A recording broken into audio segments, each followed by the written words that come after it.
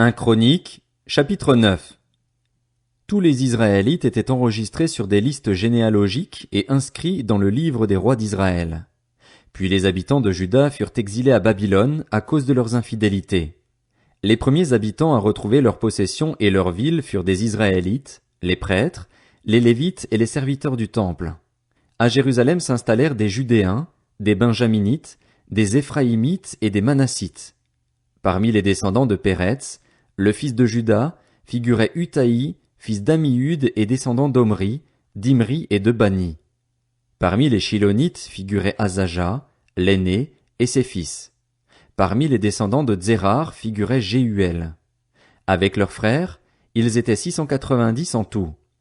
Parmi les Benjaminites figurait Salu, fils de Meshulam et descendant d'Odavia et d'Assénua, Jibneja, fils de Jérokam, Éla, fils d'Uzi et petit-fils de Mikri, Meshulam, fils de Shephatia et descendant de Réuel et de Jibnija. Avec leurs frères, dans leur lignée, ils étaient 956 en tout. Tous ces hommes étaient des chefs de famille. Parmi les prêtres figuraient Jedaéja, Jéhojarib, Jakin, Azaria, fils de Hilkija et descendant de Meshulam, Tsadok, Merajot et Akitub, qui étaient responsables de la maison de Dieu, Adaja, fils de Jérokam et descendant de Pashur et Malkija, ainsi que Maésaï, fils d'Adiel et descendant de Jaczéra, Meshulam, Meshilémite et Immer. Avec leurs frères, qui étaient chefs de leur famille, ils étaient 1760 en tout. C'étaient des hommes vaillants, chargés du service de la maison de Dieu.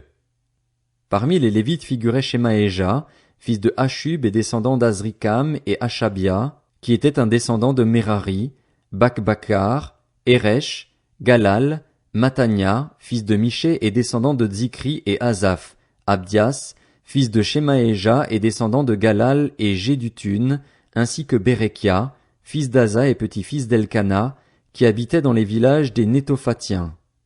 Comme portiers, il y avait Shalom, Akub, Talmon, Akiman et leurs frères. Shalom était leur chef, et jusqu'à présent ils se tiennent à la porte du roi, à l'est. C'étaient eux les portiers du camp des Lévites. Shalom, fils de Coré et descendant d'Ebiasaph et de Coré, ainsi que ses frères, membres de la même famille, les Coréites, remplissaient les fonctions de gardiens des entrées de la tente. Leurs ancêtres avaient gardé l'entrée du camp de l'Éternel, et Phiné, le fils d'Éléazar, avait été leur chef, par le passé, car l'Éternel était avec lui. Zacharie, fils de Méchélémia, était portier à l'entrée de la tente de la rencontre.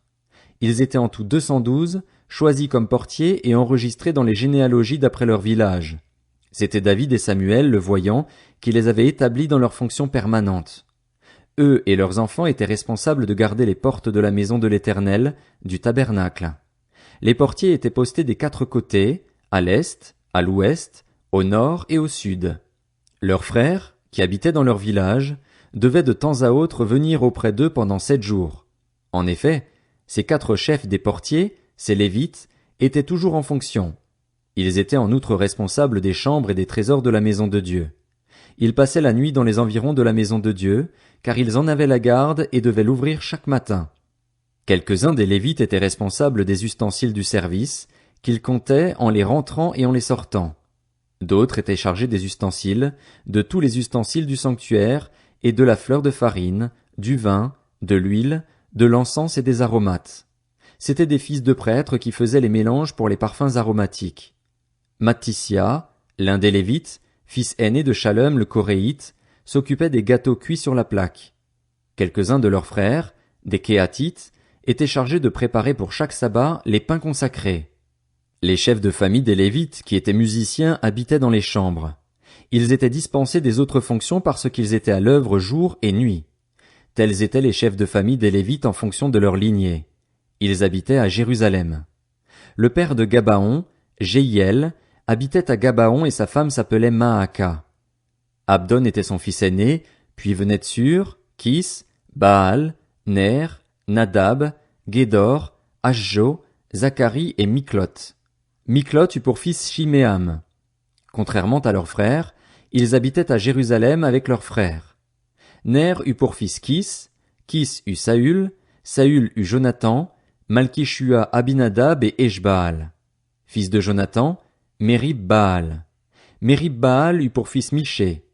Fils de Miché, Python, Mélec, Tachréa. Akaz eut pour fils Jaéra. Jaéra eut Alémet, Azmavet et Zimri. Zimri eut Motsa. Motsa eut Binéa, lui-même père de Réphaja, père d'Éléasa, père d'Atsel. Atsel eut 6 fils, dont voici les noms: Azrikam, Bokru, Ismaël, Sheharia, Abdias et Hanan. Ce sont là les fils d'Atsel. 1 Chronique, chapitre 10. Les Philistins livrèrent bataille à Israël, et les Israélites prirent la fuite devant eux. Ils tombèrent morts sur le mont Gilboa. Les Philistins rattrapèrent Saül et ses fils, et ils tuèrent Jonathan, Abinadab et Malkishua, les fils de Saül. L'effort du combat porta sur Saül. Les archers le touchèrent et le blessèrent. Saül dit alors à son porteur d'armes: Tire ton épée et transperce-moi. Sinon, ce seront ces incirconcis qui viendront et ils me feront subir leur mauvais traitement. Son porteur d'armes ne voulut pas le tuer, car il était rempli de peur. Alors Saül prit son épée et se jeta dessus. Voyant Saül mort, son porteur d'armes se jeta aussi sur son épée et il mourut. C'est ainsi que Saül et ses 3 fils moururent, et toute sa famille mourut en même temps. Lorsqu'ils virent qu'on s'enfuyait et que Saül et ses fils étaient morts, tous ceux d'Israël qui étaient dans la vallée abandonnèrent leur ville pour prendre aussi la fuite. Les Philistins allèrent s'y installer. Le lendemain, les Philistins vinrent pour dépouiller les morts, et ils trouvèrent le cadavre de Saül et de ses fils sur le mont Gilboa. Ils dépouillèrent Saül et emportèrent sa tête et ses armes. Puis ils les firent circuler dans tout le pays des Philistins pour annoncer la nouvelle à leurs idoles et au peuple. Ils déposèrent les armes de Saül dans le temple de leur Dieu, et ils attachèrent son crâne dans le temple de Dagon. Lorsque toute la population de Jabès en Galaad apprit tout ce que les Philistins avaient fait à Saül, tous les hommes vaillants se levèrent. Ils enlevèrent les corps de Saül et de ses fils et les amenèrent à Jabès. Ils enterrèrent leurs ossements sous le térébinthe à Jabès, puis ils jeûnèrent pendant 7 jours. Saül mourut à cause de l'infidélité dont il avait fait preuve envers l'Éternel, parce qu'il n'avait pas respecté la parole de l'Éternel, allant même jusqu'à interroger et consulter ceux qui invoquent les esprits. Il ne consultait pas l'Éternel, aussi l'Éternel le fit mourir et transféra la royauté à David, fils d'Isaïe. 1 Chronique, chapitre 11. Tout Israël se rassembla vers David à Hébron en disant: Nous sommes faits des mêmes os et de la même chair que toi. Auparavant déjà, même lorsque Saül était roi, c'était toi qui faisais partir Israël en campagne et qui l'en faisais revenir. L'Éternel, ton Dieu, t'a dit: C'est toi qui prendras soin de mon peuple, Israël, et qui deviendras son chef. Ainsi, tous les anciens d'Israël vinrent trouver le roi à Hébron, et là, David fit alliance avec eux devant l'Éternel. Ils consacrèrent par onction David comme roi sur Israël, conformément à la parole de l'Éternel transmise par Samuel. David marcha avec tout Israël sur Jérusalem, c'est-à-dire Jébus. Là se trouvaient les Jébusiens, qui habitaient le pays. Les habitants de Jébus dirent à David: Tu n'entreras pas ici. David s'empara néanmoins de la forteresse de Sion, c'est-à-dire la ville de David. David avait dit: Le premier qui battra les Jébusiens deviendra un chef et un prince. Joab, fils de Tseruja, fut le premier à monter à l'attaque et il devint un chef. David s'installa dans la forteresse. C'est pourquoi on l'a appelée ville de David. Il fit des constructions tout autour de la ville, à partir de la terrasse de Mio et tout autour, tandis que Joab réparait le reste de la ville. David devenait de plus en plus puissant et l'Éternel, le maître de l'univers, était avec lui. Voici les chefs des vaillants hommes qui étaient au service de David et qui, avec tout Israël, le soutinrent dans son accession à la royauté pour qu'il règne conformément à la parole de l'Éternel au sujet d'Israël. Voici la liste des vaillants hommes qui étaient au service de David. Jashobéam, fils de Hakmoni, était le chef des officiers. Il brandit sa lance sur 300 hommes qu'il tua en une seule fois. Après lui figurait Éléazar, fils de Dodo, l'Achochite. Il était l'un des 3 guerriers. C'est lui qui était avec David à Pas-Damim lorsque les Philistins s'y étaient rassemblés pour le combat.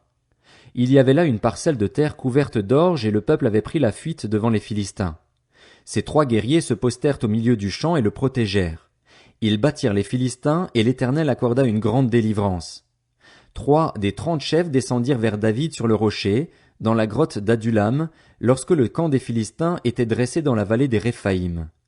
David était alors dans la forteresse, et il y avait une garnison de Philistins à Bethléem. Pris d'un soudain désir, David demanda, « Qui me fera boire de l'eau de la citerne qui se trouve à la porte de Bethléem ?» Alors ces 3 hommes pénétrèrent de force dans le camp des Philistins et puisèrent de l'eau dans la citerne qui se trouve à la porte de Bethléem. Puis ils l'apportèrent et la présentèrent à David. Mais il refusa de la boire, et il la versa comme une offrande à l'Éternel. Il dit, « Que mon Dieu me garde de faire cela! Pourrais-je boire le sang de ces hommes qui sont partis au péril de leur vie? Oui, c'est au péril de leur vie qu'ils l'ont apportée. » Et il refusa de la boire. Voilà ce que firent ces 3 vaillants hommes. Abishai, le frère de Joab, était le chef des 3. Il brandit sa lance sur 300 hommes et les tua. Il eut une grande réputation parmi les 3. Il était le plus considéré des 3 de la 2e série et il fut leur chef, mais il n'égala pas les 3 premiers. Benaja, le fils de Jéhojada, qui était un homme vaillant de Capstil, fut célèbre par ses exploits. C'est lui qui frappa les 2 héros de Moab. Il descendit au milieu d'une citerne et il y frappa un lion, un jour de neige. Il frappa un Égyptien de 2 mètres et demi qui tenait à la main une lance de la grosseur d'un cylindre de métier à tisser. Il descendit contre l'Égyptien avec un bâton, arracha la lance de sa main et s'en servit pour le tuer. Voilà ce que fit Benaja, fils de Jéhojada. Il eut une grande réputation parmi les 3 vaillants hommes. Il était le plus considéré des 30, mais il n'égala pas les 3 premiers. David l'admit dans sa garde personnelle. Voici les autres hommes vaillants: Azaël, frère de Joab, Elkanan, fils de Dodo, originaire de Bethléem, Shamoth, originaire d'Aror, Eletz, originaire de Palon, Ira, fils d'Ikesh, originaire de Tekoa, Abiezer, originaire d'Anatoth, Sibécaï le Hushaïte, Ilaï, originaire d'Akoar, Maharaï, originaire de Netopha, Heled, fils de Baana, originaire de Netopha, Itaï, fils de Ribaï, originaire de Gibéa, la ville des Benjaminites, Benaja, originaire de Pirathon, Uraï, originaire de Nakale-Gaash, Abiel, originaire d'Araba, Azmavet, originaire de Bakarum, Eliashba, originaire de Shaalbon, Béné-Hachem, originaire de Gizon, Jonathan, fils de Shagé, originaire d'Arar, Akiam, fils de Sakar, lui aussi originaire d'Arar, Eliphal, fils d'Ur, Épher, originaire de Mékéra, Akija, originaire de Palon, Etzro, originaire de Carmel, Naharaï, fils d'Esbaï, Joël, frère de Nathan, Mibjar, fils d'Agri, Tsélek l'ammonite, Nashraï, originaire de Béroth, qui était le porteur d'armes de Joab, le fils de Tseruja, Ira et Gareb, tous 2 originaires de Jéter, Uri le Hittite, Zabad, fils d'Aklaï, Adina, fils de Shiza, le Rubénite, qui était un chef des Rubénites et commandait 30 hommes, Hanan, fils de Maaka, Josaphat, originaire de Mithni, Ozias, originaire d'Ashtaroth, Shama et Jéhiel, fils de Hotam, originaire d'Aroer, Jédiaël, fils de Shimri et son frère Josha le Titsite, Éliel, originaire de Makavim, Jéribaï et Joshavia, les fils d'Elnaam, Jithma le Moabite, Éliel, Obed et Jahaziel Metsobaja.